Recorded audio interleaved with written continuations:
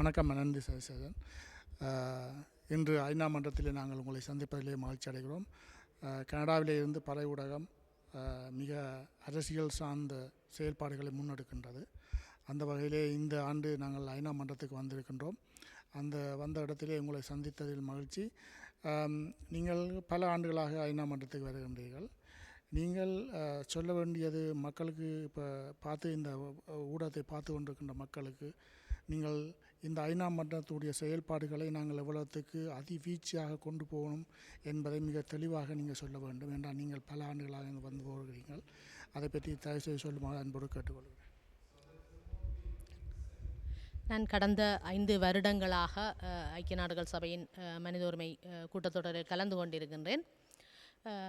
பாதிக்கப்பட்ட ஈழத்தமிழர்கள் சார்பாக நியாயம் கேட்கின்ற பக்கத்தில் எங்களுடைய வேலை திட்டங்கள் அமைந்திருந்தாலும் கூட இங்கு தாயகத்தில் இருந்து நாங்கள் எத்தனை பேரும் வரலாம். ஆனால் இங்கு ஒரு அறிக்கை இடுகின்ற ஒரு செயல்பாடு செய்ய வேண்டிய ஒரு தேவைப்பாடு இருக்கின்றது. நாங்கள் வருகின்றோம், பேசுகின்றோம், ஆனால் அவற்றை ஒரு அறிக்கையாக அல்லது ஒரு வரலாற்று பதிவாக செய்வதற்கு இங்கு ஒரு வளங்களும் இல்லாத நிலையில் இருக்கின்றது.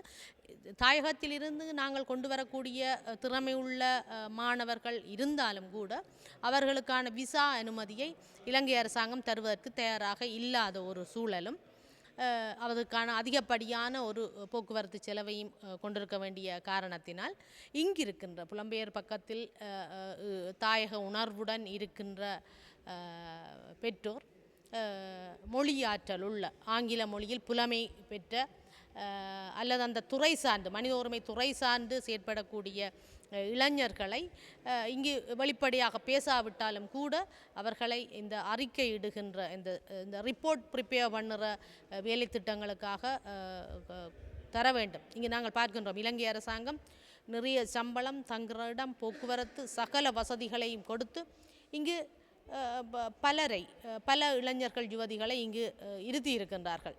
ஒரு இன அழிப்புக்கு ஆளான ஒரு இன அழிப்பை மேற்கொண்டு தன்னை பாதுகாக்க வேண்டும் என்று விரும்புகின்ற ஒரு அரசு தன்னுடைய முழு வளங்களையும் பாவித்து அதற்காக தன்னுடைய மக்களையும் பயன்படுத்தி ஒரு வேலை திட்டத்தை இந்த அரங்கில் செய்கின்ற பொழுது நாங்கள் அவர்களுக்கு பாதிக்கப்பட்ட தரப்பாக நாங்கள் அவர்களுக்கு மேலாக செய்ய வேண்டிய கடமை பல இருந்தும் எங்களால் செய்ய முடியாத ஒரு நிலைப்பாடு இருக்கின்றதை நாங்கள் இந்த 5 வருடமாக நாங்கள் பார்த்திருக்கின்றோம்.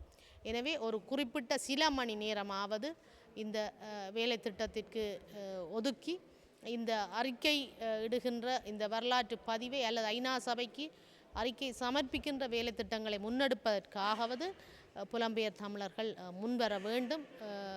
அது எங்களுடைய கோரிக்கை. ஆனால் இவ்வாறான நிலைமை நீடிக்குமாக இருந்தால் இந்த நீதியை பெற்றுக்கொள்வதில் எங்களுக்கு கடினமான ஒரு செயல்பாடு இருக்கும். ஏன்னா அந்த அளவுக்கு இலங்கை அரசாங்கம் மிக தீவிரமாக பல கோடிக்கணக்கான நிதியை செலவழித்து இங்கு பலரை களமிறக்கி இவ்வாறான செயல் திட்டங்களை முன்னெடுத்து வருவதை நாங்கள் பார்த்து கொண்டிருக்கின்றோம்.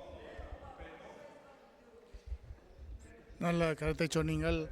பொதுவாக கனடாவிலே வசதி படைத்தவர்கள் பலர் இருக்கிறார்கள்.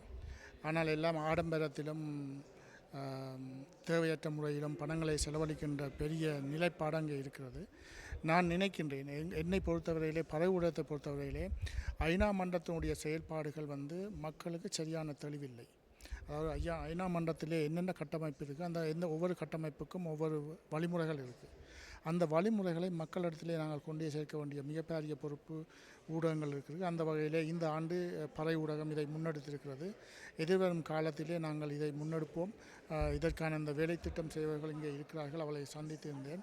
அவர்கள் மிக தெளிவான விளக்கங்களை தந்திருக்கிறார்கள். அவர்களுடைய கடின உழைப்பு, அவருடைய நேரம் அனைத்தையும் போட்டும் கூட அவர்கள் அதற்கு மேலாக இலங்கை அரசினுடைய சில கைக்கூலிகள் கூட இதுக்குள்ளே நின்று கொண்டு சில சில்லறைகள் வேலைகளை செய்து கொண்டு அறிந்தோம்.